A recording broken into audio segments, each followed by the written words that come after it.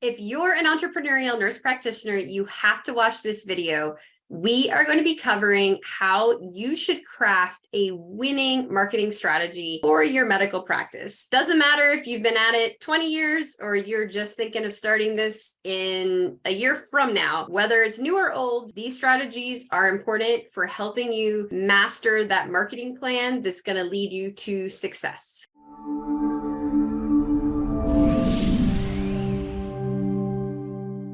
Hi, I'm Dr. Annie DePasquale. I'm the founder and owner of Collaborating Docs. We help entrepreneurial nurse practitioners find amazing collaborating physicians. Today's video is all about marketing and most specifically having a real strategy. So let's dive right into it. The very first thing you need to keep in mind is that you want to know your goals with the marketing and what you're trying to achieve with it. So there are different options, right? You could have one that's more like brand awareness. So that would be, I have a Coke can right here.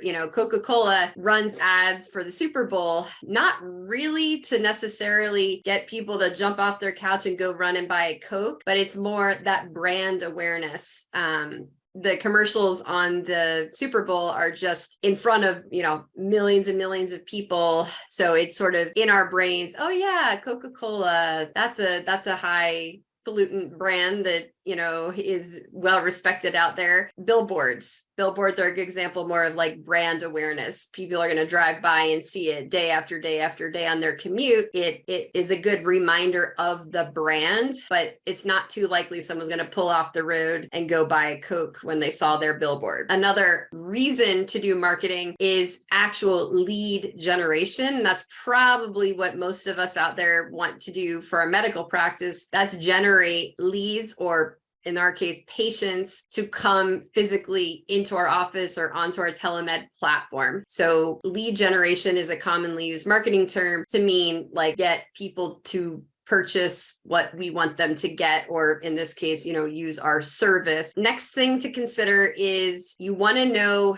your true desired outcome before you start spending money. I have seen this so many times with people that I've helped, and they think, oh, well, I'm just going to start putting a little bit of money into Facebook ads or Google ads. I'm just going to, sprinkle a little into LinkedIn and see what happens. I strongly caution you not to do that. You want to have a real clear plan of what you're trying to get out of it and how far you're willing to go with it, how much money you're willing to put into it, what will be considered success or failure. I mean, there are a lot of things to really iron out. I would say write down so you can stay committed to that plan before you start throwing money. It's very easy to throw money, especially into these ad platforms. It's almost addictive. Like, oh, well, if I just give another $100 a day, I bet I'll get 5 more patients in the door. But it doesn't always deliver that way. I mean, it could, but if it's not, where are you going to draw the line? You do want to determine how much you're willing to spend and your business objective. So you may say, I'm willing to spend $1,000 if I can get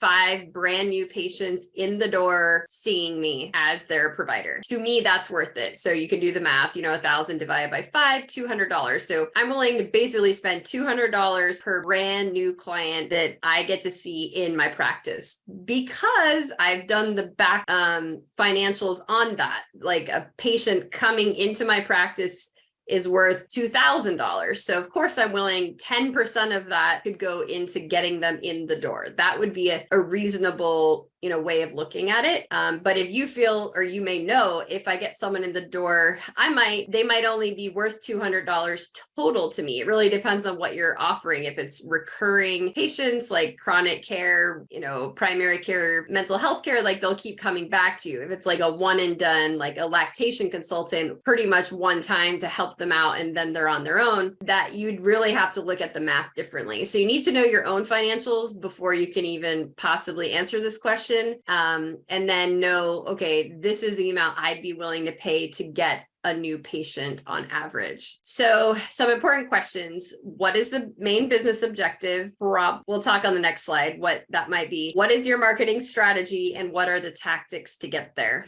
So the main business objective may be, I want to have 100 new patients come to my telemedicine site. What is the strategy? I'm going to increase the number of impressions and call to actions. Impressions is sort of a term related to advertising. So people putting eyeballs on your advertisements on digital marketing, and the call to action is sort of the bottom of the ad, like click here to book a call. And the tactics to get there, well, I'm going to buy Facebook retargeting ads, or targeting ads. I'm going to target people in the state that I do telemedicine who are looking for help with their depression. And then I'm going to redo the call to action on the website. So currently, maybe your website just says your name. It very possibly might say PMHNP, John Smith, here to help anyone in the state of Virginia with their mental health care. That's fine. That's very descriptive of what you do,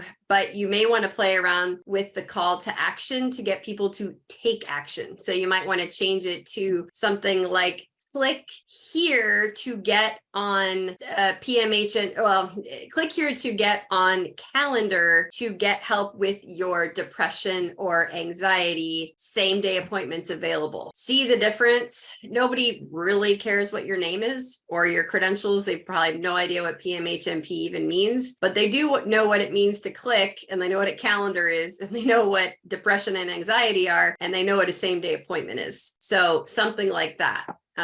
There's a bajillion ways to do it, but think about what would be the most specific way to say it that really draws people to take action. An overlooked last step, we're kind of jumping to the end, but is you do want to think about what is going to determine if your marketing effort is successful or not, and when you should pull the plug, because as I mentioned earlier, it can be a little bit addictive. Like, I'm just going to have more money and more money and more money and more money, and eventually I'm going to get all these patients. There definitely needs to be some budget for experimenting and testing, 100%. So you will lose some money, but losing it to learn is okay. Losing it just to keep losing it is a very bad idea. So if you are testing Facebook ad 1, 2, and 3, and Facebook ad number 3 is doing really well, stop putting money into 1 and 2, but make a note of what about those ads perhaps was the problem. So video 1 was a picture of you. Ad 1 was a picture of you. Ad 2 was a picture of a little baby crying. Picture 3 was a sunrise. And that just happened to perform the best on Facebook. So you would want to make a note, headshot of me, picture of baby crying, that didn't work at all. But the one with the sunrise did. And then you're testing the picture, then you might test the words on the ad, then you test the call to action, test the audience. There are many, many, many things to test, but do it sort of methodically. But before you start all this testing, know $200 to get a patient booked to see me is a really great, that's my goal. So when it starts being $400, $500, or $1,000 for one patient to book a call, this is not working, and you need to pull the plug at that point if that's what's happening.